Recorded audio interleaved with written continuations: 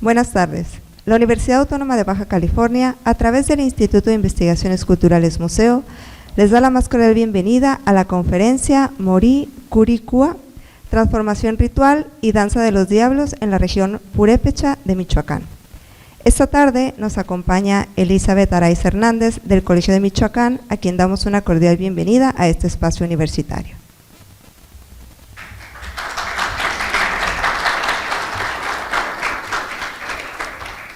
Antes de iniciar, me voy a permitir leer algunos datos de nuestra invitada. Elizabeth Araiz Hernández es etnóloga por la Universidad Nacional de Antropología e Historia, maestra en estudios ibéricos y latinoamericanos por la Universidad de Perpignan, doctora en Estética, Ciencias y Tecnología de las Artes por la Universidad de París 8. Es investigadora en el Centro de Estudios Rurales en el Colegio de Michoacán. Su trabajo se inscribe en dos campos de conocimiento: la antropología del ritual y la antropología del arte. Desde 2007 se ha dedicado a investigar la complejidad de la vida ritual de los purépechas, fundamentándose en el trabajo de campo que ha realizado en varios pueblos: Ocumicho, Comachuén, Aranza, Paracho, Ihuatzío y Tócuaro, principalmente. Su investigación actual apunta a construir un conocimiento antropológico de la pastorela purépecha. Para continuar, invitamos a Norma Alicia Saldaña, subdirectora académica del Instituto de Bellas Artes del Estado de Baja California, para que nos dirija unas palabras y al finalizar continuaremos con nuestra conferencia.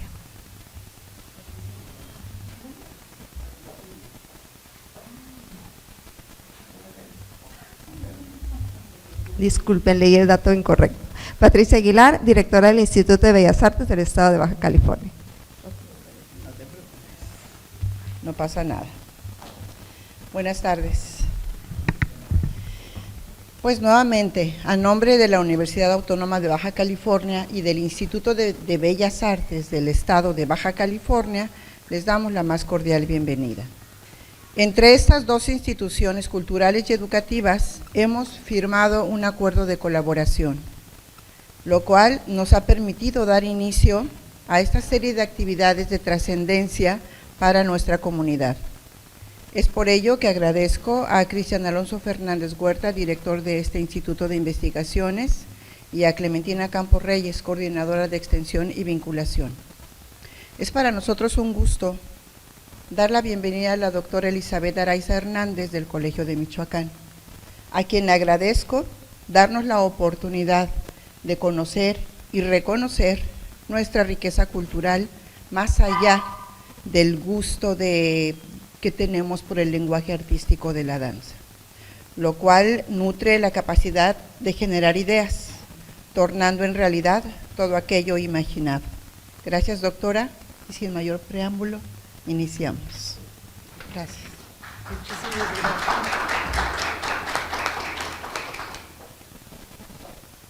¿Tengo que acercar el micrófono o sí? Sí.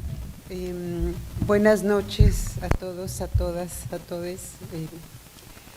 Agradezco mucho, al contrario, su presencia para escuchar mi aportación, mi investigación que vengo realizando desde hace tiempo. Muchísimas gracias a Clementina, muchísimas gracias al museo, al Instituto de Bellas Artes, a la universidad, por esta oportunidad de compartir con ustedes el trabajo que he venido realizando. Espero que sea de su interés y de su agrado y que podamos, sobre todo, entablar un diálogo. Yo siempre he pensado que el conocimiento, no solamente sobre las artes, pero en particular sobre las artes, se construye en colectivo. Es las preguntas, es las inquietudes, los diálogos que nutren justamente nuestras búsquedas, es lo que precisamente permite construir el conocimiento sobre las diferentes artes. Entonces, espero que podamos dialogar, que podamos intercambiar puntos de vista e ideas. Quisiera comenzar diciendo que antier, di una conferencia también en la universidad, ¿no?, en estudios socioculturales, y voy a referirme un poco por momentos a algunos conceptos que trabajamos entonces en relación al performance y a la danza, ¿no? ¿Cuál es la relación entre ritual, danza, performance? Una de las preguntas. Perdón. No se escucha.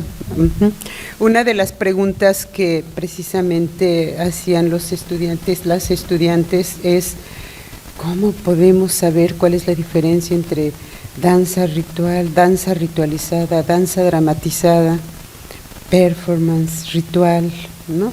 Es una de las preguntas que están en el aire. Y la danza de la que les voy a comentar ahora, pues forma parte de un evento más amplio y más complejo. Casi siempre las danzas pues se siguen de fiestas que a su vez se siguen de un ciclo ritual anual, ¿no? Por lo menos en la región Purépecha, que es aquí en el estado de Michoacán, en el centro de Michoacán, esta es la región Purépecha.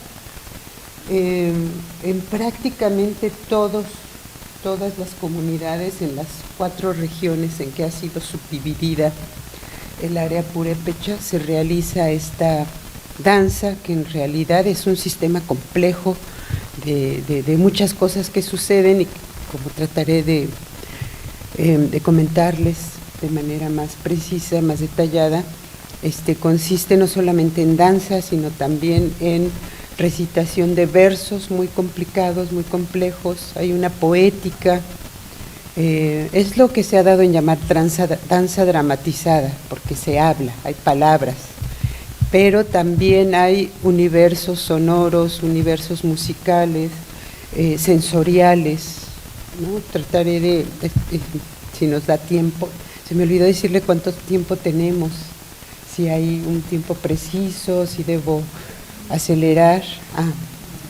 Entonces, porque en la conferencia de ayer habíamos tomado más tiempo, yo pensé que también ahora, pero bueno. Entonces, quizá comentarles, bueno, dejarles ver primero imágenes para que se hagan una idea, estos personajes. No sé si son conocidos aquí, es una danza que se conoce. Yo tengo entendido que en Coahuila, en la zona de la comarca lagunera, en Chihuahua, se trata de pastorelas y coloquios, pero como vamos a ver es algo muy diferente, ¿no? Los personajes es difícil de que a primera vista sepamos, si asistimos a este evento, a esta danza, sepamos de qué se trata. Estos son los personajes, los diablos. Estos también son diablos.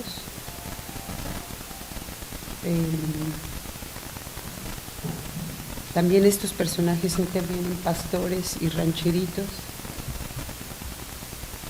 Son las máscaras de diablos, y es importante, como les comentaba, es una danza dramatizada porque a intervalos hay largos parlamentos, largos diálogos que están escritos en un cuaderno inédito, debe permanecer inédito. Y esos cuadernos los conservan preciosamente, ¿no? Como en muchos lugares también en la comarca lagunera, en el norte, en muchos poblados del norte y del sur del país, en donde se realiza, conservan preciosamente estos cuadernos. En varios escritos, pues yo traté de centrar la atención en estos cuadernos y me di cuenta que pues no son tratados como un cuaderno cualquiera, ni como un libro cualquiera, sino que a veces los cuadernos mismos se ritualizan, son como objetos de veneración por sí mismos. Hay una sacralidad, son como objetos sagrados, ¿no? Así como hay objetos sagrados en ciertos rituales, como el incienso, como en una ofrenda que se ponen flores y así. A veces el libro yo lo observé que estaba como parte de la ofrenda, como parte del altar, se pone el cuaderno, en donde está escrito las palabras que se dicen, y las palabras tienen que decirse tal como están escritas, no deben cambiar, sobre todo para estos personajes que se llaman luzbeles, que son un tipo de diablos, porque lo que tiene de particular y de interesante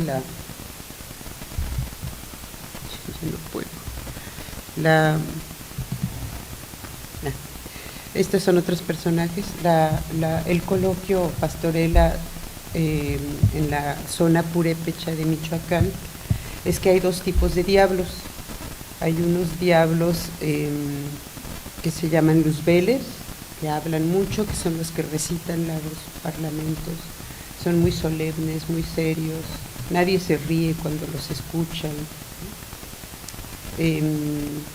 Ahí hay también una serie de preguntas sobre qué es una danza y si podemos llamar esto danza, porque estos personajes propiamente no danzan, se desplazan, pero después sigue toda una serie de acciones que sí son danzadas, y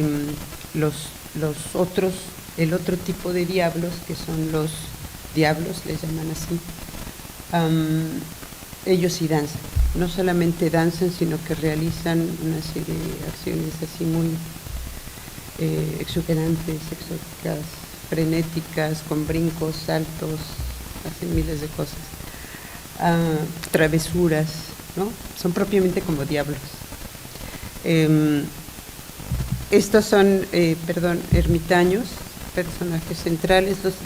El ermitaño es un personaje muy enigmático, aparece en las pastorelas desde el suroeste de Estados Unidos hasta Honduras, creo que también en Chile. O sea, toda esta región se realizan pastorelas en comunidades rurales e indígenas, y en muchas de ellas aparece este personaje. Bueno, ¿por qué el ermitaño? Y vamos a ver que en cada región le dan un sentido particular a este personaje. Bueno, como suceden muchas cosas, como hay muchos tipos de danzas, pues yo sugerí que lo podríamos entender si lo dividimos en secuencias. Entonces hay una secuencia principal, inicia la pastorela con los luzbeles, que son estos diablos extraños que tienen velos, en algunas que ya les comenté aquí. Estos personajes que no tienen rostro, no tienen máscara. Una de las preguntas que yo he realizado es ¿por qué estos no tienen máscara? Y algunas de los comentarios que me hacían las personas es porque el mal no tiene rostro, o sea, uno no puede saber siempre quién hace maldades, quién es el mal. Es por eso que tiene que ser cubierto de esta manera. Lo cierto es que los jóvenes que interpretan siempre son jóvenes. La pastorela en sí, los papeles de diablos o de luzbeles tienen que ser interpretados por varones. Participan mujeres, muchachas, pero en otros papeles como pastoras, como rancheras. Pues últimamente se está dando una tendencia de que hay chicas que se quieren disfrazar sobre todo de los diablos estos, que hacen una danza sin una coreografía preestablecida, o sea, un esquema, sino que hacen pero sí saltos que son característicos de ellos y que solamente ellos pueden hacer. Entonces esto es lo que les quería yo compartir, dicho de manera muy, muy rápida. Y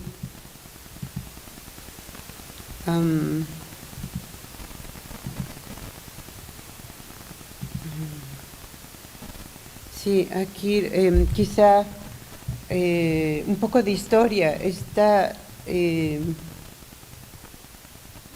una variante de de un género particular que se ha dado en llamar teatro de evangelización del siglo XVI, época de toda la colonia se realizó esto, fueron sobre todo franciscanos.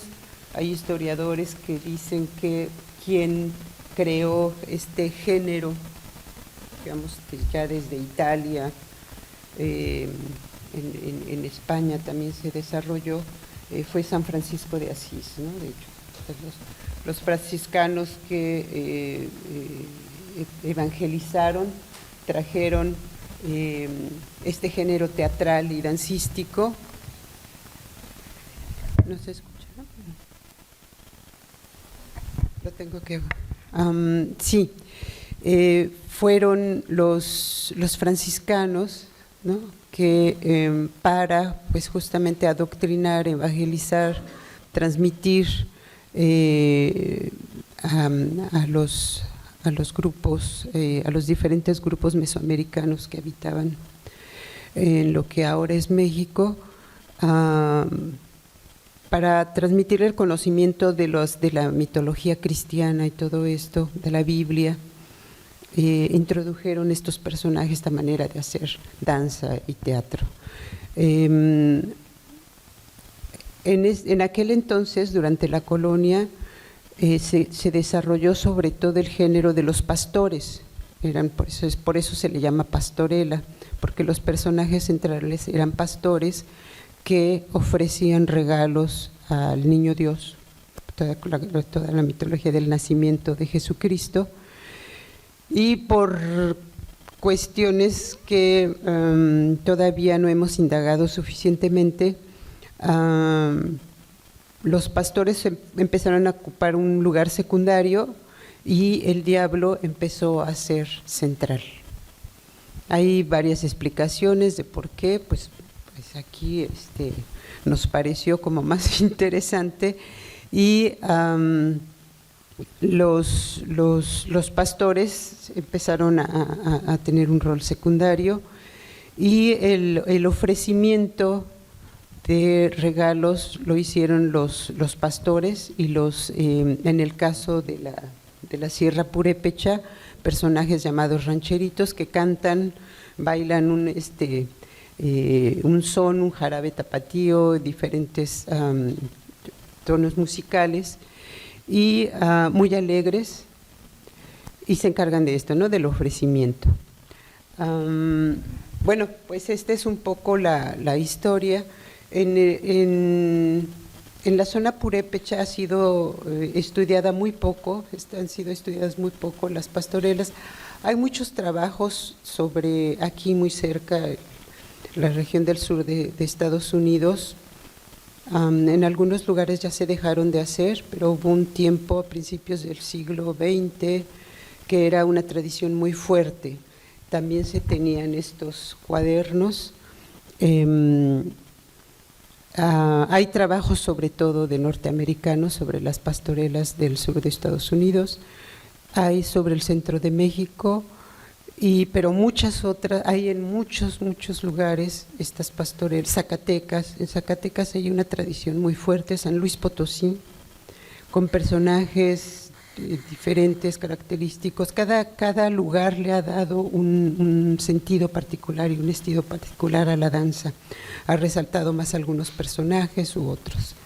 En la región lagunera está muy relacionado con el canto cardenche. No sé si conocen el canto cardenche, es muy particular, es toda una tradición, se relaciona con la pastorela. Hay cantos que intervienen en esto. Entonces, en lo que les comentaba respecto de que es una danza, y me permito leerlo porque es muy curioso, un investigador norteamericano que estudió Cherán, un pueblo de la Sierra Tarasca, como se titula su obra, ahí justamente planteó esto que yo les decía, la pregunta sobre qué es una danza, porque desde su perspectiva como antropólogo norteamericano que llega a Cherán, ve esto que les muestro, esta pastorela, y dice, propiamente hablando, la danza de los negritos, o sea, los negritos es una danza que en algunos pueblos también interviene en la pastorela. Les decía que es muy complejo, hay diferentes tipos de danzas, y dice, la danza de los negritos no es de ninguna manera una danza. El grupo recita un relato que es una relación un poco larga. Canta varias canciones y camina el tanto de varias figuras, no muy complicadas. O sea, ¿qué serían las figuras complicadas y no muy complicadas? En fin, dice, de ordinario están en 2 filas. En cada extremo de cada una está una niñita. De vez en cuando las 2 filas marchan hacia adelante o hacia atrás, o ambas marchan en círculo, o en una marcha en círculo alrededor la una de la otra. Es ahí donde dice, no es de ninguna manera una danza, ¿no? A mí siempre me llamó la atención y me recuerda un pasaje de la obra de Carlos Castañeda, de las enseñanzas de Don Juan, en donde hay un personaje que es el Zacateca, que quiere aprender a bailar, y siempre le dice a Don Juan que por favor le enseñe, y Don Juan le dice, te voy a enviar con el maestro de danza que te va a decir cómo danzar. Y Zacateca va y lo busca al maestro y narra que lo encuentra en la cerca de su puerta, la entrada de su casa, ahí lo recibe, y pues que es muy parco, que no le habla, que no se mueve, que no, o sea, no. Entonces regresa con Don Juan y le dice, y pues ¿qué sucedió? ¿Te enseñó a bailar, a danzar? Pues no dijo nada, pues se quedó parado en la cerca. Y entonces le dice Don Juan, ¿y qué hizo exactamente? Dice, pues de pronto como que cerraba los ojos y de pronto como que vi que movió un pie, pero eso fue todo. Es que estaba, todo ese tiempo estuvo danzando. Entonces vemos cómo hay diferentes concepciones en los diferentes lugares de qué es danzar.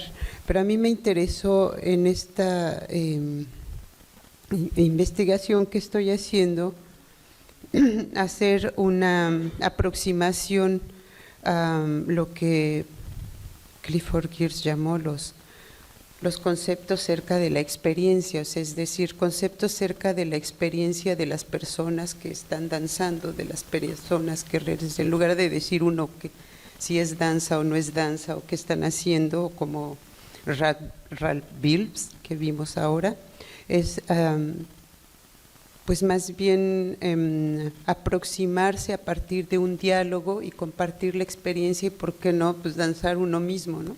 Como que hacer los mismos movimientos. Pero este concepto cerca de la experiencia es de Mori Kurikwa,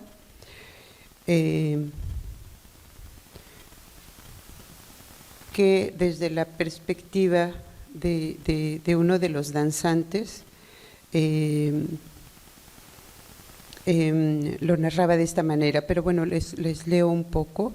Es una categoría del pensamiento purépecha difícil de traducir en español. Se puede entender como la transformación que se experimenta al ponerse determinado vestuario o máscara. Aquí va la experiencia, lo que me decía uno de los danzantes. Es como una fuerza que te empieza a recorrer el cuerpo y una como emoción muy fuerte. Uno queda encantado por el hecho de usar la máscara, pero también el vestuario. Uno ya no es uno. Te atrapa una emoción muy grande, muy extraña, como que no controlas, como que te invade y empiezas a moverte de cierta manera. Yo tengo que decir que una de mis preguntas, bueno, que yo les quería mostrar a partir de uno de mis autores que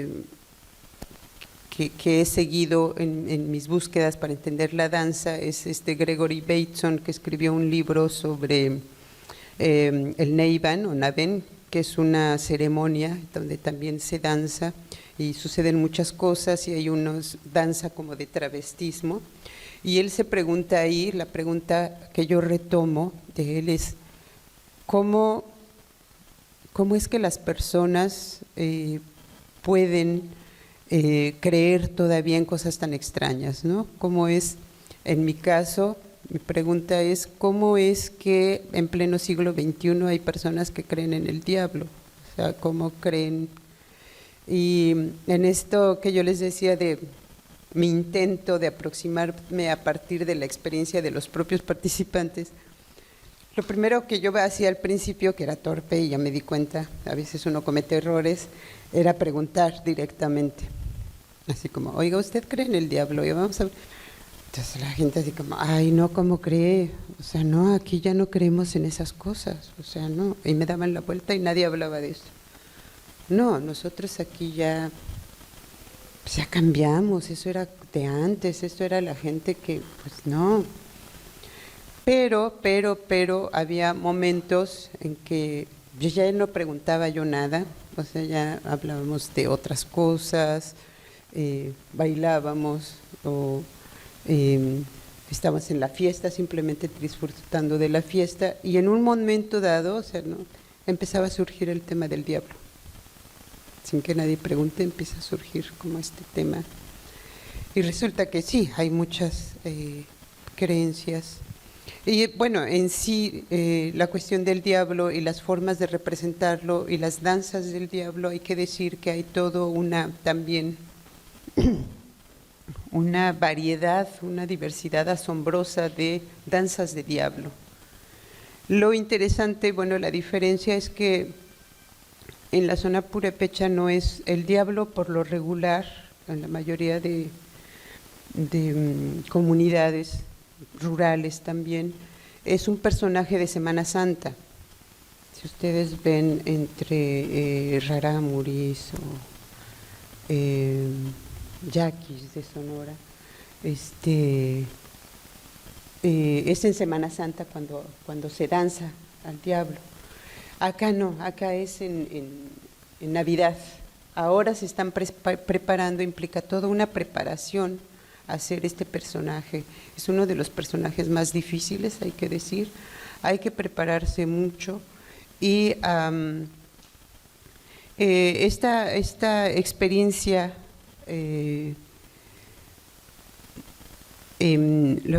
que me comentaban es que está relacionado, esta experiencia sensible de las personas tiene que ver con el ponerse la danza, o sea, como esta transformación, ¿no? Mori Curicua está relacionado con una transformación de uno mismo, en donde ya no depende de ti, te transformas. O sea, al momento de ponerte la máscara y el vestuario, tu cuerpo ya no es tuyo, o sea, como que tu cuerpo empieza a hacer cosas extrañas. Y ayer hablábamos, antier, de un concepto, una expresión, que es la de alcanzar un estado de excepcionalidad corporal, es decir, un uso del cuerpo diferente del que tenemos en la vida cotidiana. Eso también es propio de la danza, ¿no? La danza la excepcionalidad es o hacemos todo más amplio que en la vida cotidiana o más lento, ¿no? Pero en todo caso es una excepcionalidad. Esta experiencia, ¿por qué decimos que es colectiva, que es comunitaria, que incumbe a la sociedad? Porque es la comunidad toda, entre los purépechas. Es muy importante o sea, no es una danza de un grupo, no es el grupo folclórico, digamos, que es un grupo de jóvenes que se organiza, y es de verdad, es toda la comunidad. ¿Y por qué? Porque tiene que ver con una cuestión religiosa, está íntimamente relacionado con las creencias, ¿no?, de los milagros. O sea, prometemos, hacemos una manda, esperamos un milagro y para ello vamos a danzar. Entonces los muchachos y las muchachas que intervienen en la danza y que alcanzan esta experiencia justamente de transformación tiene que ver con el deseo de pagar una manda. Lo que dicen es pagar una manda, o también es hacer algo por la comunidad, contribuir, porque hay toda una dimensión también de competencia entre los pueblos para ver quién tiene su mejor danza. Entonces participamos en la danza también para que este pueblo sea mejor en su danza, en su fiesta, que el de al lado. Y esto depende de todos. Pero además participan miles de personajes, entonces cada año es la comunidad toda realmente que se moviliza, interviene, familias enteras que están participando para hacer el vestuario, para colaborar de alguna manera. ¿Y por qué se colabora? Pues porque, por eso, ¿no? O sea, por pagar una manda o por hacer algo por el colectivo. Entonces, realmente asistimos a un fenómeno de lo que los investigadores clásicos de la religión hablan de religar, justamente de cerrar los lazos sociales a partir de justamente las prácticas religiosas. El hacer esta es una danza religiosa. Entonces, ¿qué más les? Ya lo he dicho todo en el más. Lo tenía ordenado. Perdón, voy a empezar de nuevo.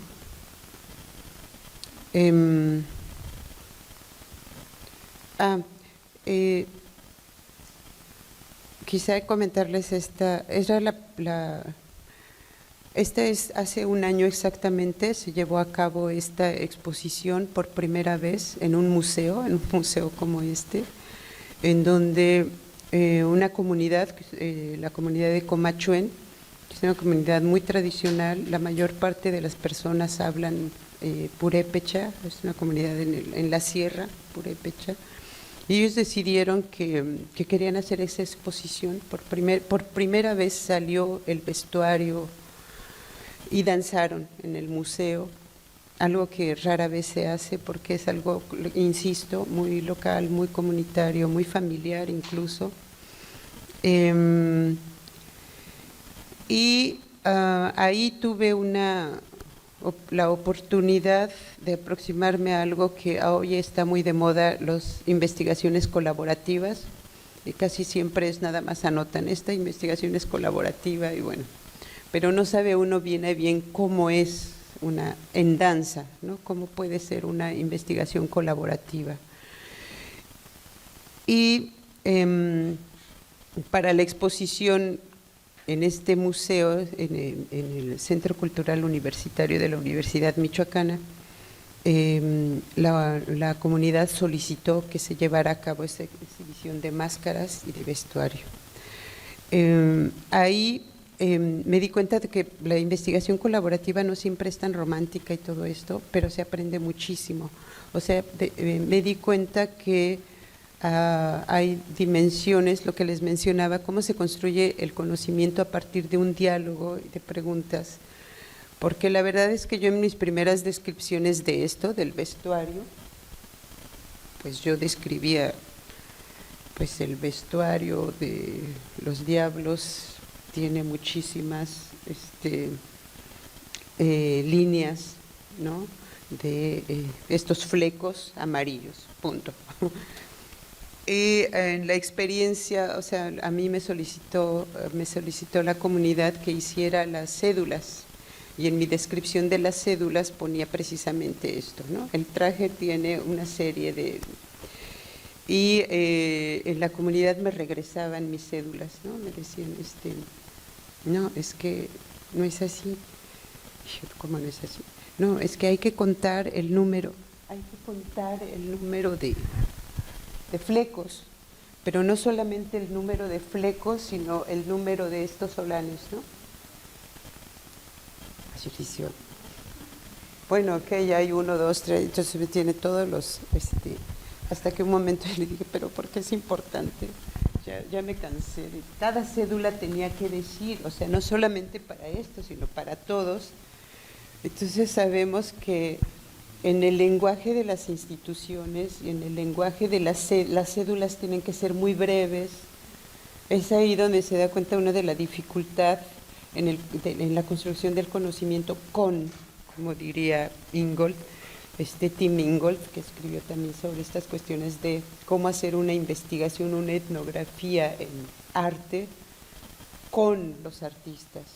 O sea, cómo hacer una etnografía, un trabajo antropológico con los danzantes. Pues yo creo que estaba aproximándome a esto tan solo en esto del traje, porque pues hasta que yo dije, bueno, a ver, ¿por qué es tan importante contar? Y es lo que terminé por entender, la verdad, es que esto, que no es lo mismo que tenga unas 100 picos de estos flecos, porque si tiene el traje 100 picos de esto, el movimiento, el efecto de movimiento del danzante no va a ser el mismo visualmente, por un lado, pero la experiencia del danzante tampoco, por el peso del traje y por lo que implica también. Y yo, no sabía que era, o sea, terminé por entender. Pero bueno, después les resumo brevemente todo esto de la dificultad del lenguaje de la institución, del museo, con sus cédulas, la comunidad que dice, no, es que hay que decirlo de manera muy precisa, porque si tenemos que dar a conocer, la gente tiene que conocer, o sea, estaban alejándose de algo como lo que a lo que solemos asistir como un evento ya acabado, ¿no? Ellos de alguna manera estaban pensando en el proceso. Es importante que las personas conozcan el proceso de elaboración de esto, pero también que conozcan la experiencia de los danzantes, de quienes participan. Bueno, comentarles cómo, pues finalmente terminamos haciendo cédulas un poco más extensas, ¿no? Pero tratando de justamente transmitir esta experiencia. Mi aproximación, es quizá compartirles esta idea que me parece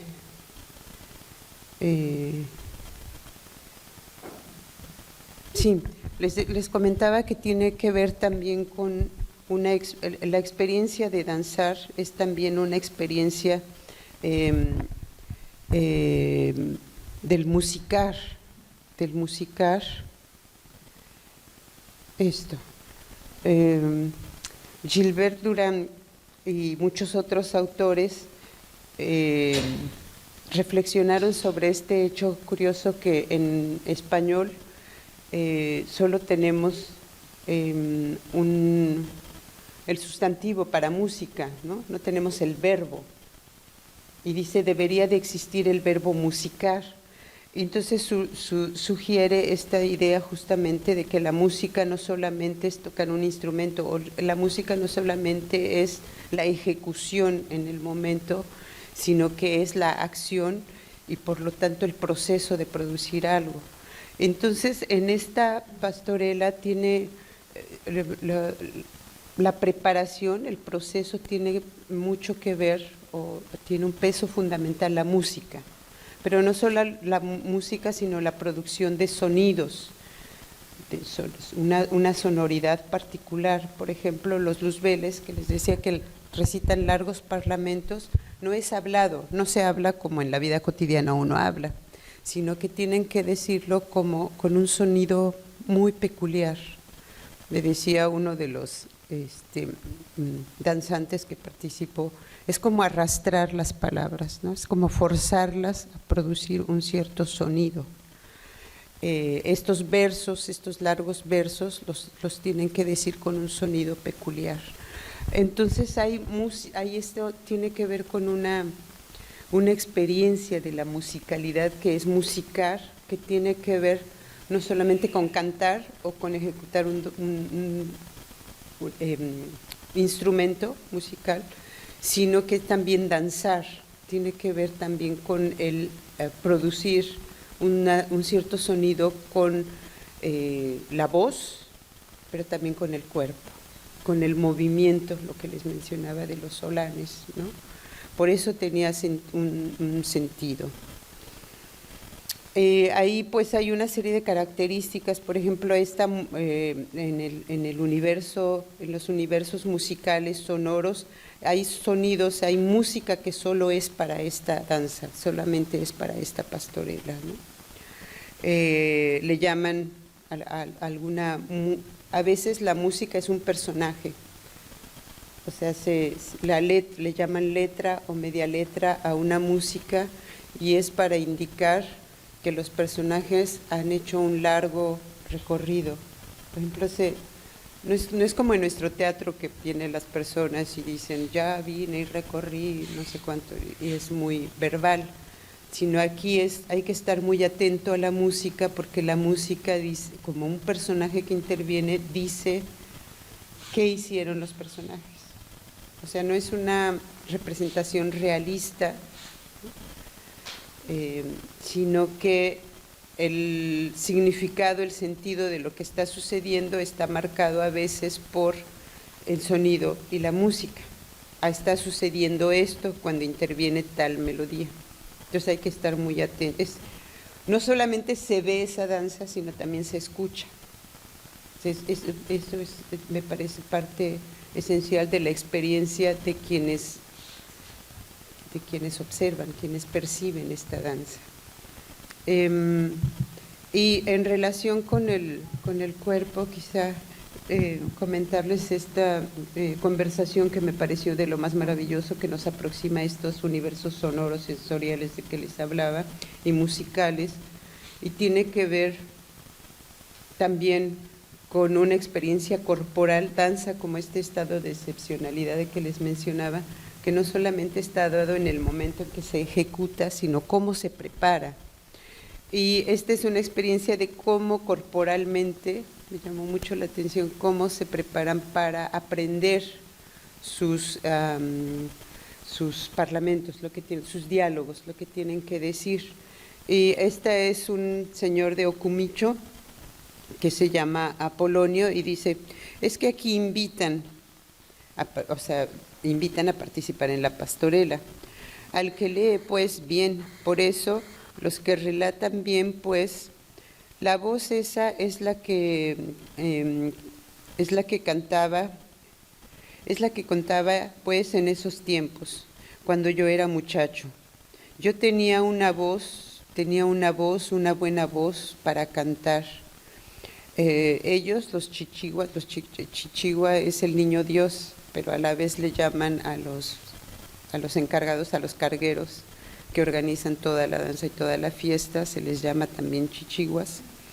Decían al maestro ensayador, vaya a tal parte porque aquel tiene una voz bien para relatar, pues, o sea, para participar aquí, lo que les decía, es muy importante el sonido, sobre todo la voz, hay que tener una voz peculiar para participar esto, no cualquiera puede participar, sobre todo para hacer de Luzbel hay que tener una voz muy clara, muy fuerte, así lo relatan ellos, dice la hija del señor Apolonio.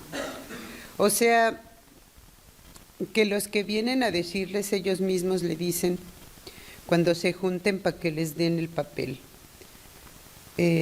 ya traía sus papeles, ya se acostaba ahí. O sea, a mí me llamó la atención es para aprender los papeles, para aprender los diálogos, hay que acostarse. Y esto es algo que repiten constantemente. Hay un estado, hay un uso del cuerpo para aprender los parlamentos, ¿no? Apolonio dice, sí, ya me acostaba a leer eso y a aprenderlo. Eso es lo que hacía uno. Ya lo trae uno en el papel, ya lo lee, ya se graba, ya de memoria. Ya me daba pues un escrito pues así grande. Hacía esfuerzo y siempre me ponían en primer, o sea, en ser primer Luzbel es así es lo máximo a lo que puede aspirar un danzante. ¿no? Y hay que prepararse mucho, hay que lograr no solo estado de excepcionalidad corporal, porque hacen largos movimientos, sino de la voz, hay que trabajar la voz.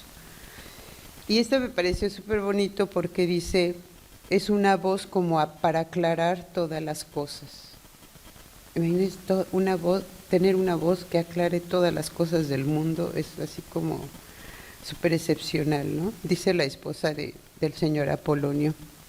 Y estaba así, siempre, o sea, siempre lo elegían, porque una vez que lo hacen el papel tan bien, que el próximo año lo van a buscar y por favor venga porque usted era el mejor Luzbel que jamás ha existido. Porque él primero es Luzbel, siempre salía de puro primero y puro primero, porque tenía un voz para aclarar todas las cosas, sí.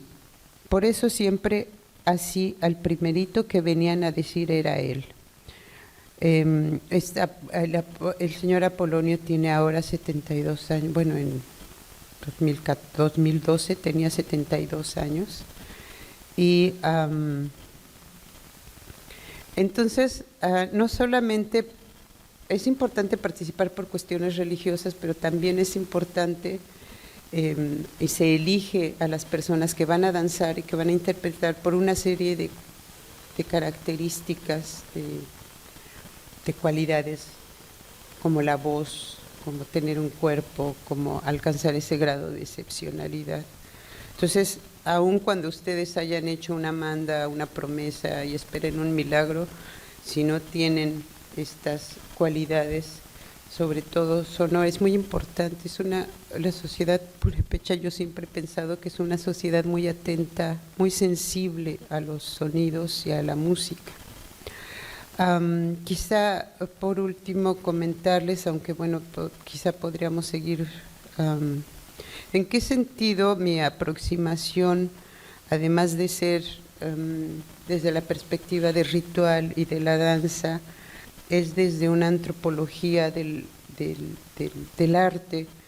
Porque junto con otros compañeros investigadores que estamos trabajando este campo, tratando de enriquecerlo de la antropología del arte, que no solamente incluye el arte visual, plástico, sino también porque en comunidades como la comunidad purépecha no hay esta distinción entre lo plástico, ¿no? Como en este evento, pues lo visual, lo sonoro, lo dancístico, o sea, es una experiencia que combina las diferentes sensaciones del cuerpo, los diferentes sentidos del cuerpo. Quería leerles aquí. Estamos pensando en la necesidad de ampliar nuestros conceptos de arte, o sea, es muy difícil definir qué es arte, así como qué es ritual, pero digamos, sin empantanarnos en estas cuestiones, sí quisiéramos extenderlo para decir que, bueno, ya ha habido intentos, digamos, desde las vanguardias de finales del siglo XIX, por lo menos, las vanguardias artísticas, de sacar el arte de los museos, de sacar el arte de las galerías y crear, digamos, un arte que sea accesible para todos. Nosotros estamos reconociendo también que el arte está en la vida cotidiana, pero también que hay comunidades, como las comunidades indígenas, que producen también arte. Y estamos cuestionando la idea de artesanías o de folclore, o ¿no? Que se les suele reconocer que hacen arte, pero siempre y cuando sea un arte otro, digamos, de menor calidad, o sea, cuando agregamos esto del folclore o popular, ¿no? Lo popular.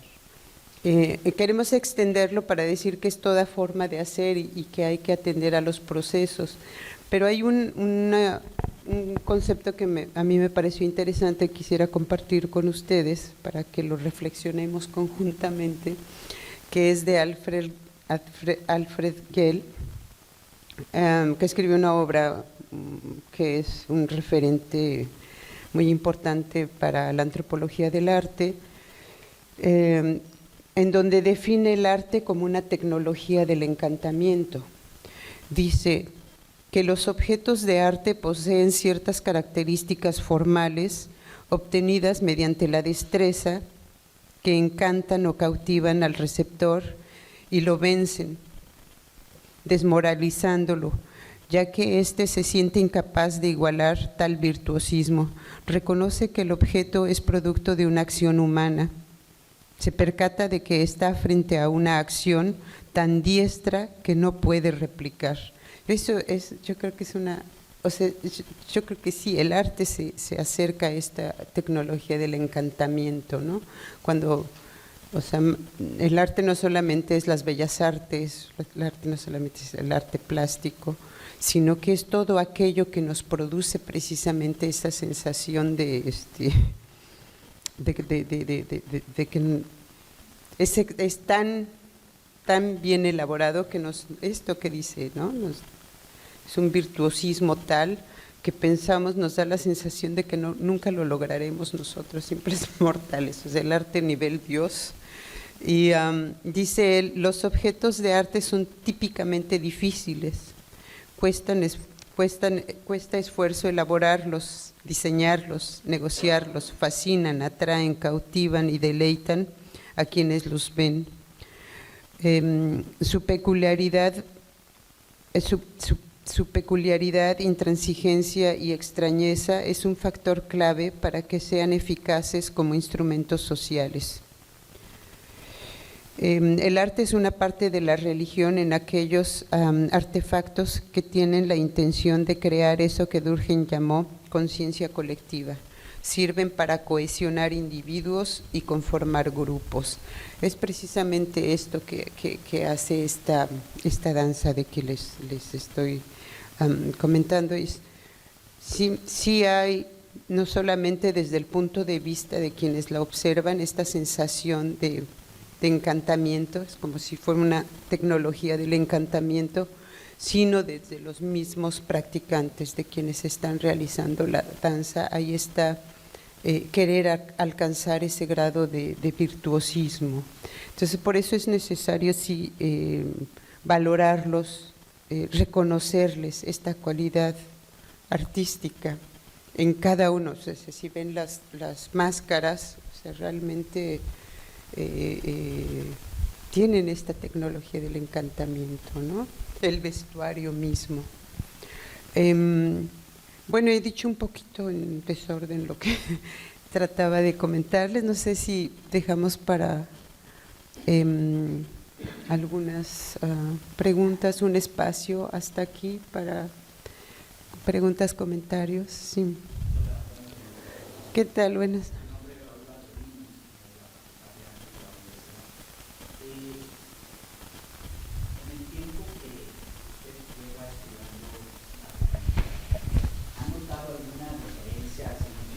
O sutil, gracias,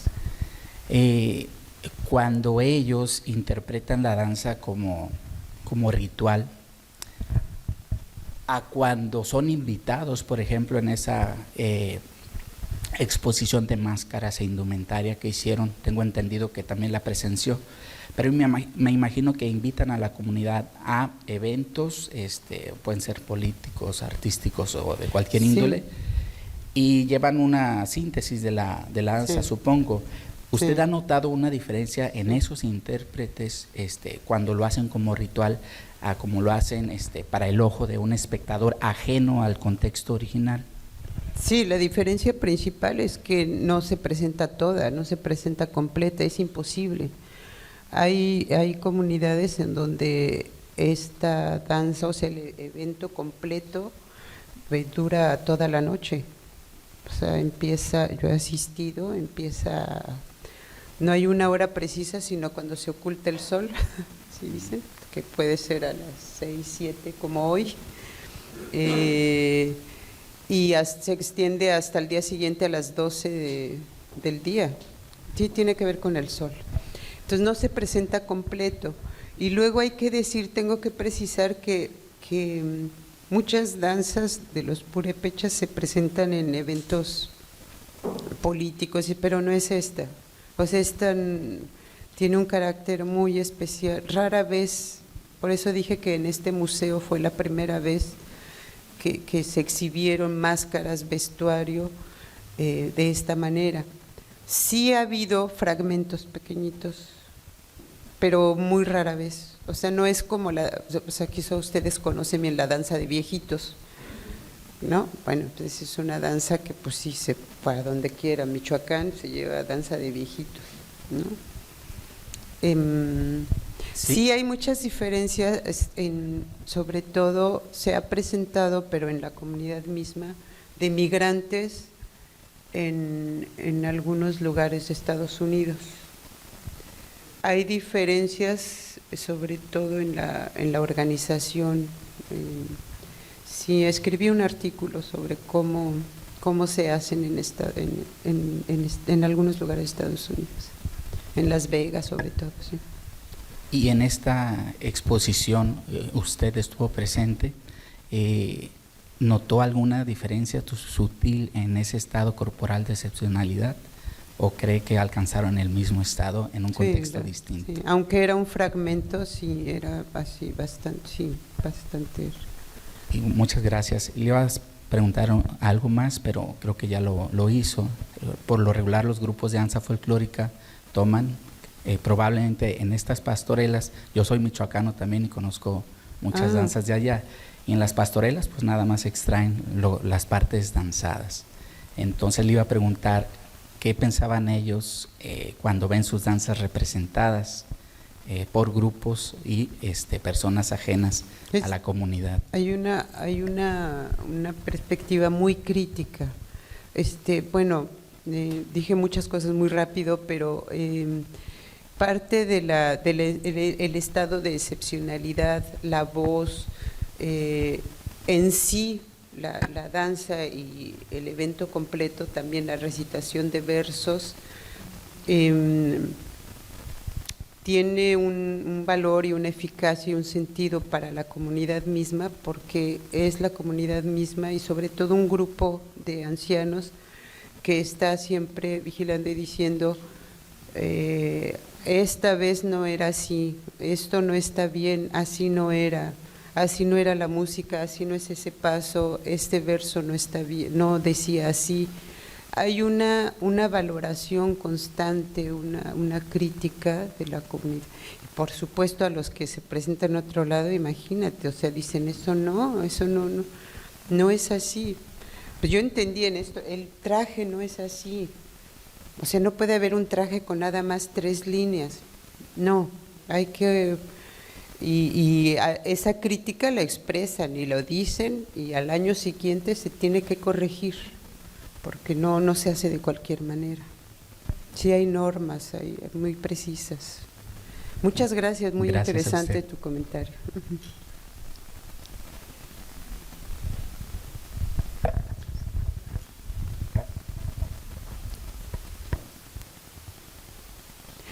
No sé, ¿hay alguien más?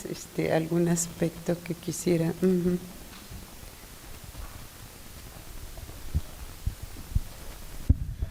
Buenas noches, Hugo Cortés.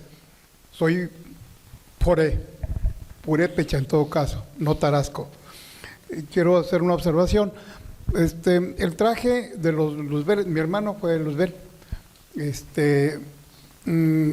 El traje de los Luzbeles ha ido cambiando a través de los años. Sí. Lo hacen más vistoso. La intención es hacerlo más vistoso porque ellos no es que bailen, no es que dancen, es más que nada lo que ellos recitan, lo que ellos dicen, ¿verdad? Bueno, es una participación dentro de la pastorela.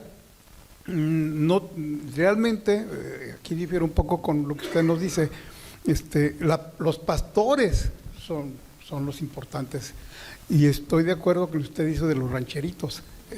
Todo eso forma parte de la pastorela. Bueno, a lo que quería yo hacerle la observación es que creo que más importante que el traje de Luzbel es la máscara. Mi pueblo se llama Arantepacua, Comachuen me queda a pocos kilómetros, 6 kilómetros, Cherán me queda como a 12 kilómetros. Conozco la región, conozco las costumbres, y la máscara es más importante que el traje en sí. O sea, la máscara forma parte del traje, ¿no?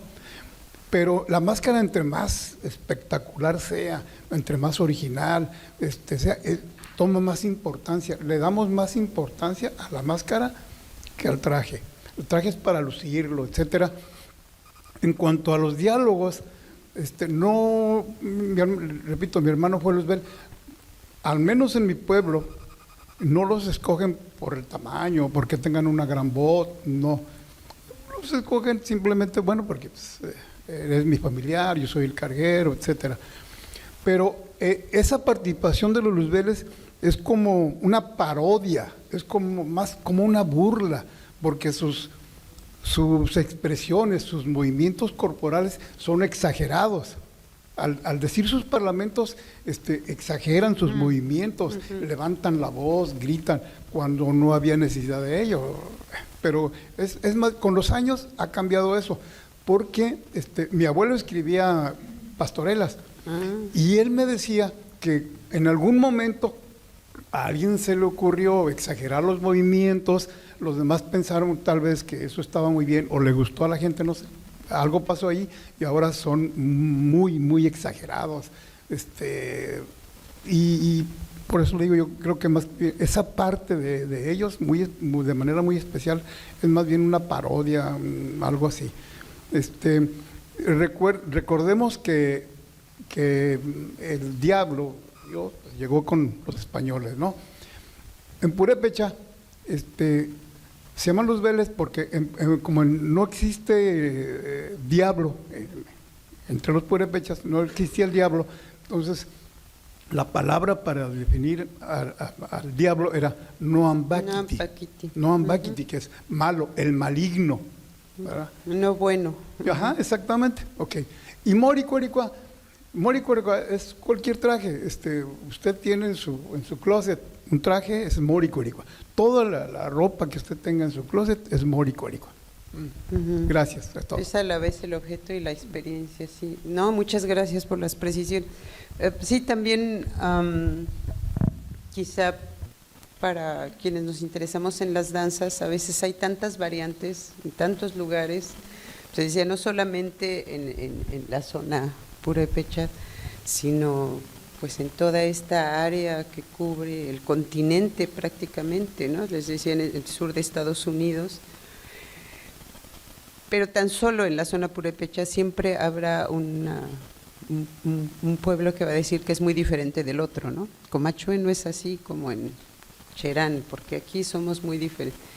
Entonces, parte de mi investigación era encontrar lo que hay en común, las similitudes, ¿no? Lo que se repite, lo que es más allá de las diferencias, por qué si se le llama así, por qué hay. Y sí, tiene razón, es que en algunos pueblos, en algunas zonas, el Luzbel es así, con velo. Y en otros es este Diablo Catrín. O sea, son los mismos personajes, pero en algunos se les representa así y en otros se les representa así, con túnica y velo. Aquí sí tiene mucha importancia, es el mismo personaje y tiene mucha importancia la máscara. Híjole, les tendría que dar una conferencia tan solo de máscaras, porque es muy complejo. Las máscaras tienen, sí, mucha importancia desde el material, desde la materia de que están hechas. Y en esta exposición de que les hablo, había máscaras con formas muy particulares porque se respetó las diferentes materias. No solamente hay de madera, hay de corteza de nopal, hay máscaras de piel, y en algunas comunidades como en Comachuen se trata de respetar la forma natural que ya tiene, o sea, se esculpe muy rara vez. Entonces se busca un diablo con formas como estaba la corteza de nopal o como se encontró en la naturaleza. Entonces hay máscaras, pero tendríamos que hacer una mención del trabajo de los maestros mascareros. Hay maestros mascareros muy reconocidos Hay máscaras que ustedes pueden saber entre los maestros, entre las comunidades, sabes de quién la hizo, porque hay un estilo también.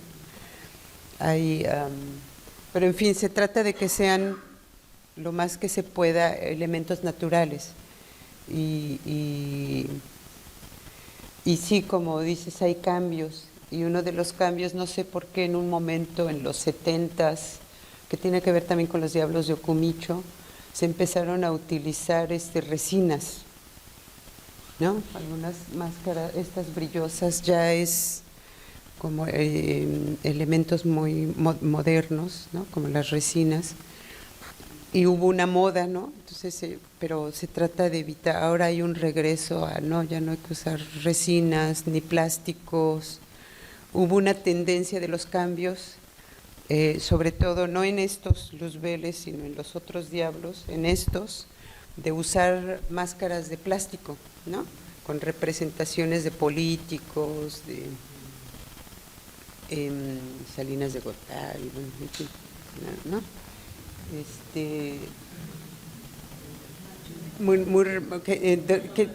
Cuyos signos se reconocían fácilmente y se hacía parodias. Lo que dice el señor aquí presente tiene razón. Estos son los otros diablos que hacen muchas burlas, parodian. Hay una crítica social. A través de la danza se critican costumbres, se critican chismes, situaciones que se viven. Todo eso sucede es un evento muy, muy interesante. Es un hecho social total, como dirían los sociólogos. Sí, siempre hay una diferencia, y sí, tiene usted razón, la máscara en sí merecería una conferencia y toda una publicación. Muchísimas gracias, tiene razón, sí, efectivamente. Buenas tardes. Quería preguntarle precisamente acerca de esto que comentaba de los cambios. Yo he trabajado festejos y pues en esos festejos religiosos incorporadas las danzas, pero en contextos de movilidad, como usted lo comentaba en el caso de la migración a los Estados Unidos.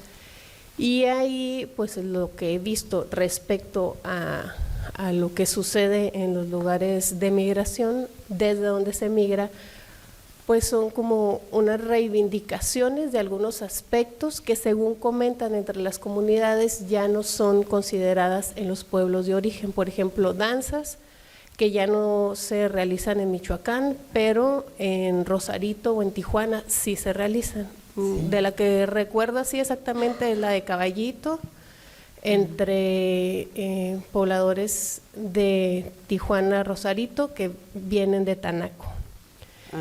Y también entre jóvenes, porque trabajo como estos relevos generacionales, incorporaciones de personajes, pero que las danzas tienen una representación de diablo.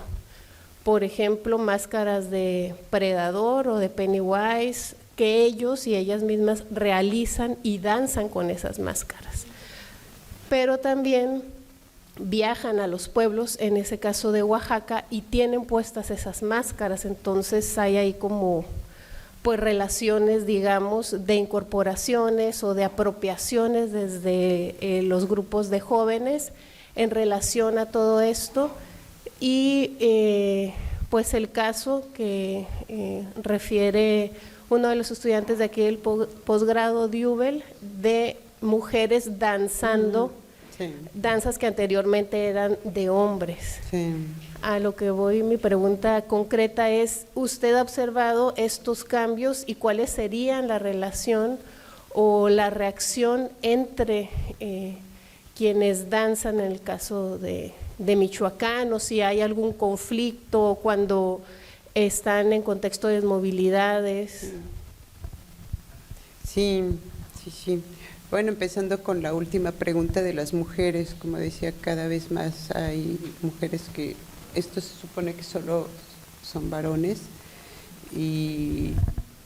pero ahí hay toda una cuestión porque se supone que es un secreto, o al menos en la mayoría de comunidades, que nadie debe de saber quién está detrás de la máscara. Usted no puede saber.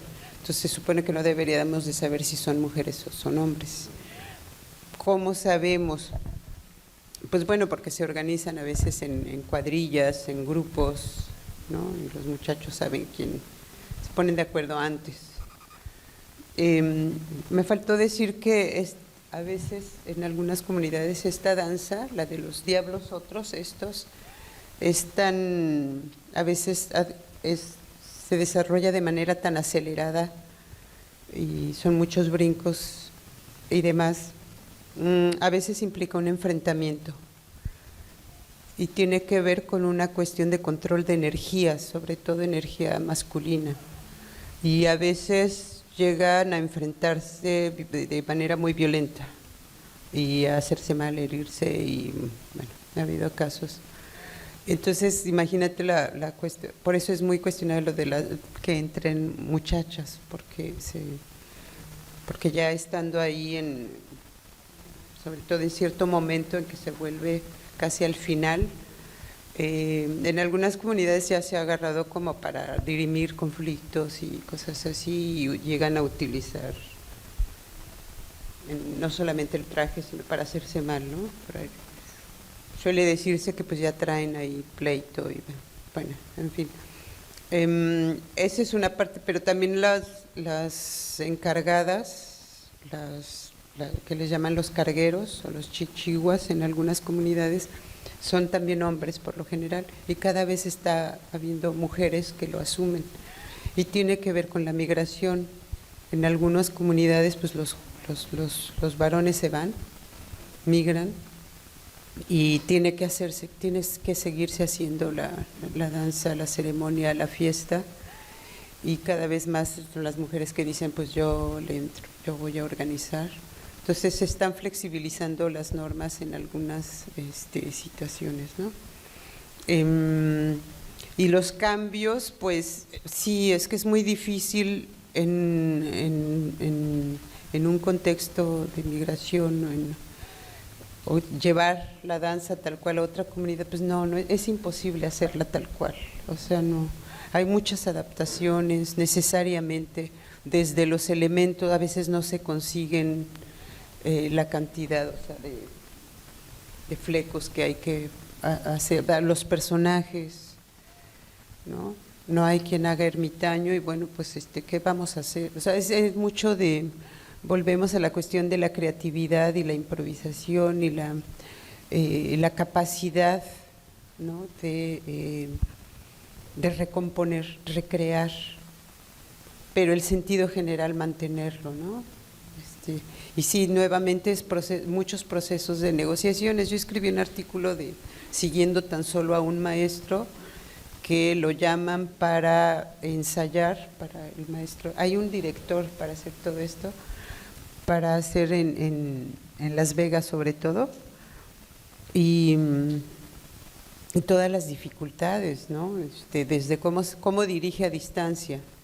Bueno, a veces sí logra que le paguen el transporte, ir allá, pero a veces pues ahora ya por teléfono, por internet, da instrucciones, pero bueno, en este artículo comento cómo pues a veces dice, no, es que no se puede, se enojan, o sea, todo no está desprovisto de tensiones, ¿no? A veces hay tensiones de un ideal de así debe de ser, y qué es lo que tenemos en Estados Unidos para hacerlo, y al final pues hay que hacerlo. ¿Por qué? Pues porque hay que mantener la tradición, las costumbres, y sí hay elementos que cambian. Por ejemplo, una norma casi siempre es que la participación es las personas mismas de la comunidad. Muy rara vez se llama a alguien de fuera. No, maestro, rara vez es los del pueblo, sí. A veces sí se llama a alguien porque no se tiene aquí al chico que va a hacer algún luzbel o que va a hacer, sobre todo. Y en Estados Unidos, en algunas zonas, sí hay que llamar de otras comunidades, incluso de Oaxaca, incluso pues con quienes quieran participar y aprendan la danza, ¿no? Entonces es otra norma que pues se tiene que, pues ni modo, o sea, es Es la pastorela de Aranza que se hace en Las Vegas, pero puede incluir a chicos no solamente de otras comunidades de Purépecha, sino también de Oaxaca, zapotecos, mixtecos, quien ande por ahí y que estén deseosos. Y sí, bailan y aprenden. Entonces es interesante, ¿no? Como fenómeno intercultural, de una danza intercultural. Entonces, sí sería interesante ver qué están agregando más, verlo más precisamente. Pero muchas gracias, es muy, muy interesante tu investigación y tu comentario. Muchas gracias. No sé si habría alguna otra.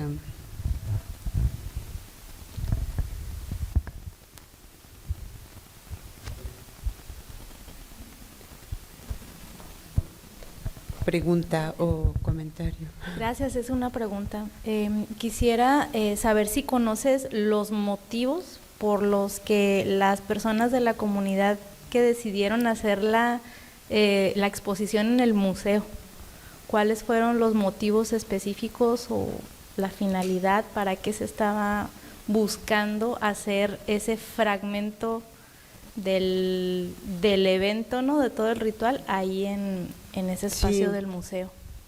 Sí, hay varios motivos, o sea, hay varias motivaciones y varios factores, ¿no? Esa es una muy buena pregunta. Una tiene que ver con, no sé si ustedes estén enterados, pero en otros lugares, pero sobre todo en Michoacán se está dando mucho el movimiento de autonomía, a partir de Cherán, pues todo es lo más conocido, todo el mundo conoce que es una modalidad de autogobierno, de autonomía, en donde lo fundamental es que se pelearon que los recursos de la comunidad les sean asignados directamente, o sea que ya no pasa por los municipios y por todo esto. Entonces hay un movimiento muy importante que muchas comunidades están decidiendo de sus recursos, o sea ya se les da directamente, y eso ha implicado una serie de cambios, porque bueno, uno de ellos es qué hacemos con los recursos. Ya logramos que nos los dieran directamente. Estamos en este proceso de autonomía y de decidir por nosotros mismos, y como parte de eso hay muchas actividades culturales. Se está moviendo para hacer talleres, actividades culturales. Hay mucha movilización en ese sentido, ¿no? No solamente culturales, sino también sociales, pero culturales en buena medida. Y eso es una parte, ¿no? En parte les motivó esto. Y otra es pues que sí hay miembros de la comunidad que están interesados cada vez más en dar a conocer, por ejemplo, esta danza que yo les menciono. Pues la verdad es que no es por decirlo por mí, pero yo cuando llegué a Michoacán y vi esto, dije, pues ¿cómo es posible que nadie ha estudiado esto? Es súper interesante, no había nada prácticamente, algunos pequeños comentarios, trabajos, y dije, es que es súper interesante, ¿no? Entonces un poco también es una combinación de factores, es sobre todo, pues ya tenemos recursos, ahora ¿qué hacemos? Vamos a hacer no solamente lo que se hacía antes, que asignaban recursos y decidían para qué van, nosotros vamos a decidir. Y hay un movimiento también de jóvenes, ¿no? De establecer lazos, diálogos interculturales, dar a conocer lo que hacen, ¿no? Esto de que no se sabía de esta danza y dijeron, pues vamos, pero además no a cualquier lugar. Ellos están decidiendo, no a cualquier lugar, decidieron en la universidad, que no es, digamos, una galería, un museo privado, tampoco dijeron eso. O sea, sí hay una conciencia, ¿no? Sí hay, y además esta capacidad de decidir. Pero además decidieron qué máscaras poner, lo que yo les mencionaba, las cédulas. Yo participé en esto, pero también en cierta forma era de que me dijeron, pero mira, ahí te falta, pero no hay que olvidar esto.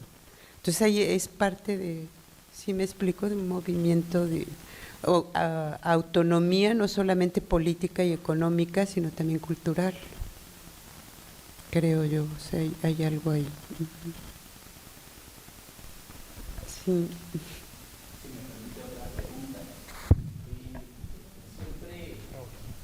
Gracias. Siempre comparto con mis estudiantes una anécdota, ahorita la resumo rapidísimo, para que ellos comprendan la diferencia entre la danza escénica teatralizada de las danzas tradicionales o autóctonas. Nosotros como grupo de danza folclórica, en mi casi niñez y juventud temprana, nos preparábamos arduamente para representar las danzas lo más fielmente posible. Esto requería traer a un informante, requería comprar todas las máscaras, todos los trajes bordados, todos los materiales lo más auténticos posible. Nos preparamos todo un año para montar la danza de los viejos de Charapan. Nos entusiasmaron cuando nos invitaron a una fiesta en Charapan, donde iban a estar los auténticos danzantes. Cuando yo fui, pues me di cuenta que ellos no traían lo que nosotros habíamos identificado como lo auténtico, y hago alusión a lo que usted también comentaba. Traían máscaras de políticos, de criaturas de terror, etcétera. Tenis en lugar de huaraches, etcétera, todo ello. Hablando ahora de la comunidad que usted estudia, ¿a raíz de qué volvieron a revalorizar o poner atención en recrear todos los atuendos, todas las máscaras con materiales originales? ¿Hubo un punto de quiebre? ¿Se dieron cuenta de qué manera usted identifica este fenómeno? Sí, sí tiene que ver en parte como que es parte del efecto que provoca la propia danza. Ayer en la conferencia de antier hablábamos de Víctor Turner, que decía que lo propio de la danza, del performance, de la danza como género de performance, por tanto el performance, es que cuando nosotros lo realizamos o lo percibimos, tomamos conciencia de muchas cosas. O sea, al ver una danza, decimos, a ver, así era, así somos, así queremos que nos estén viendo. O sea, hay una reflexividad, de alguna manera sí, es lo que provoca la propia danza. Y yo creo que hay en parte una dimensión es esta, de decir, nuestra danza en qué se está convirtiendo, en plástico, en estos personajes, entonces, en la propia comunidad de decir, entonces, sí, en qué nos estamos, en qué estamos convirtiendo esta danza. Y decir, no, a ver, no, así no era antes. Y hay que decir que también, a diferencia de muchas otras, quizá poblados o comunidades, entre Purépecha todavía tiene mucho peso la voz de los ancianos, el Consejo de Ancianos, y ellos siempre están como observando y decir, así no era, así no. No es tan romántico, hay que decir que son fuerzas, son tendencias que a veces entre los jóvenes de poner cosas que les gustan, como dicen, estas botas, y una tendencia no, es que así no era, es que eso ya no tiene que ver, es que ya no. Y el próximo año hay una tendencia del propio carguero de decir, no, mi danza o sea, yo voy a ser ahora el responsable, yo no voy a permitir esto. A ver, muchachos, vuelvan a hacer sus máscaras como antes eran, ¿no? Y hay que decir, ahí sí yo tengo mis reservas con esto de lo auténtico y la tradición, como que no deba cambiar, como esta demanda de decirles, no cambien, debe de ser pristino, debe de... No, o sea, lo propio de las sociedades, de las danzas, del arte, entonces que cambie. Pero ahí es, lo que ha de cambiar es lo que la gente considera importante. Y bueno, hay toda una discusión, por ejemplo, bueno, no solo yo creo entre purépechas, también en muchas otras comunidades, de que ahora hay mucho el jaripeo. El jaripeo ya se volvió así como Y también en Estados Unidos hay un colega que está estudiando en Estados Unidos los jaripeos. Y entonces hay todo este cuestionamiento del maltrato animal y de esto y no sé qué. Y de que pues cómo que eso no tiene ya que ver con la tradición, de que…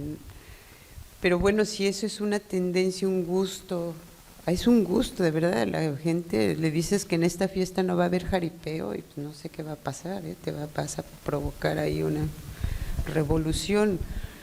Entonces, no sé, yo no creo que las danzas deban de tener como un sello y mantenerse como en museo, además tampoco creo en los museos, ¿no? No, en una vitrina para que no cambien, ¿no? Pero lo que yo veo son esas fuerzas, estas tendencias, a veces tensiones, en donde a veces gana la fuerza de lo moderno y de lo plástico pero no todo se acepta, pero también hay una fuerza de decir no vamos a aceptar eso ya no tiene que ver, ¿no? Y pues es lo propio de la cultura, ¿no? La cultura cambia. Ahora como investigadores, pues yo no voy a ir a decir, oigan, hay que hacer esto, o sea, es difícil, ¿no? Pero lo que sí es claro es que no podemos decir que una danza no cambie a nivel de comunidad. Como dijiste tú, ustedes eran más auténticos que los propios viejitos de Charapan, ¿no? Porque ellos ya habían cambiado. Sí, buscábamos ser. Y bueno, ya que me apropié del micrófono, escuché hace rato y bueno, lo digo con mucha curiosidad porque de todas las danzas no conocía estas variantes y aún soy de allá. ¿Nos podría dar un ejemplo de una crítica social que abordan desde su guión de Pastorela? Hay el papel de los rancheritos, no les dije, los rancheritos son niños entre 8 y 14 años, 16, ¿no? En todo caso, antes de que se casen, es muy complejo también ahí porque hacen pareja de rancheritos, se supone que representan al marido y a la mujer y a veces es una forma de comprometerse y a veces, muchas veces terminan siendo marido y mujer en la vida, o sea, se comprometen y ¿no? Es como la parte ritual, o sea, es como una iniciación. Y ahí, por ejemplo, la crítica en ellos es el diálogo de la mujer y el marido, se supone que son. Entonces ahí deslizan críticas, es que se presenta, ¿no? He analizado, siempre tiene un esquema, hay una presentación, yo me llamo tal y tal. Vengo de tal lugar, se menciona el lugar, es muy importante mencionar el lugar. A veces la familia, soy de la familia, son referentes, la gente ya sabe quiénes son. Y luego ahí empiezan, ella dice, mi marido dice que tiene mucho ganado, mi marido dice que tiene mucho dinero, pero en realidad es un mantenido, cosas, todo en rima, muy elaborado. A veces hay comunidades que son realmente extraordinarias, como Aranza, son largos versos, muy elaborados, con toda una serie de referentes, y luego él le contesta, pues que ella se la vive viendo las telenovelas, que descuida a los hijos, que cuando va al mercado es una chismosa, desde eso hasta crítica social, política, en algunas comunidades, en otras no se acepta, pero en algunas sí es de lo que sucede en el país y en el mundo, o sea, lo integran. Entonces el guión sí lo van actualizando, sí, de claro. Lo contrario no hablarían de telenovelas. Sí, en una de las comunidades alrededor del lago de Pátzcuaro, en Tócuaro, estos diablos traen máscaras y pequeños carteles que son de crítica al partido político, a la corrupción, a veces ponen IMSS, representan a los médicos, Hay esta parte que se utiliza para ya entrar a lo del COVID, ¿no? Para hacer crítica de cómo atienden a los pacientes, de la escuela, del maltrato de las maestras a los niños, o sea, todo es hasta la guerra, hasta el narcotráfico, hasta... Sí, sirve como un diario, como un periódico, ¿no? También, imagínense, todo esto está integrado en esta danza. Sí, esa es la crítica social. Sí. Y finalmente, este guión está publicado en alguno de sus trabajos. No, debe de estar, sí. Pero me refiero, perdón, si alguien ha hablado de él y nosotros podemos... Sí, a mí es muy difícil que lo preste, a lo mejor su papá me quisiera prestar. Es muy difícil y no debe publicar, yo no tengo, y hay una cuestión ética, yo decidí que pues no, amablemente me han prestado maestros como su papá que lo escriben y que me han explicado cómo, y yo mi interés no es publicar antologías, no creo que no es correcto y que no, y bueno, en fin. No, deben de permanecer porque se están escribiendo continuamente, como su papá, todos los maestros. Esto es muy interesante, porque un libro, un texto ya publicado ya está muerto. Entonces yo a mi libro le llamé así como un texto vivo. Es vivo porque tiene que estar haciéndose siempre. Y si lo publicas ya se muere. Ya se acabó, ya pusiste, es como nuestros libros, ya no puedes volver sobre. Y lo que hacen los maestros es escribirlo continuamente, siempre están escribiendo, tiene que estarse haciendo, y por algo es, y ahí sí hay que respetar que sea así, pero ve cómo cambia, está cambiando continuamente. Lo que escriben los maestros es siempre diferente, dentro de un cierto límite, dentro de un cierto margen, ¿no? Sí. Pues no sé si haya más preguntas, comentarios. No sé si aquí en Baja California no debe de haber, ¿no? Nadie sabe si hay aquí en comunidades estas pastorelas, porque hay en Chihuahua, hay en Coahuila, o hubo alguna vez.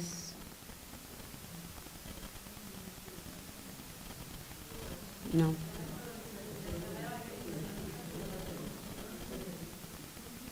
Y en todos estos lugares tienen rasgos muy similares, hay signos distintivos en Chihuahua. Sonora me parece también. Sí, claramente en Chihuahua hay que investigar. No pregunté si en Baja California, pero debe de haber, ¿no? Porque bueno, después les comentaba que fueron franciscanos, sobre todo, pero bueno, entiendo que por acá había jesuitas, ¿no? Que evangelizaron en estas regiones. Pero no fueron los únicos, los franciscanos, también otras órdenes, también los jesuitas llegaron a utilizar este teatro de evangelización. No, danzas, ¿no? Bueno, voy a averiguar y la próxima vez les comentaré, debe de haber.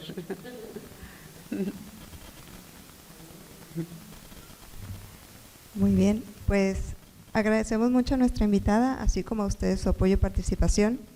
Con esto damos por concluida nuestra sesión de hoy y antes de retirarnos les invitamos el próximo miércoles 15 de noviembre a la mesa de diálogo en torno a la fanzina Mujeres de Color de la Tierra, número 3, Autonomía, que será transmitida a través de las plataformas digitales de YouTube y el Facebook del IC Museo a las 5 de la tarde.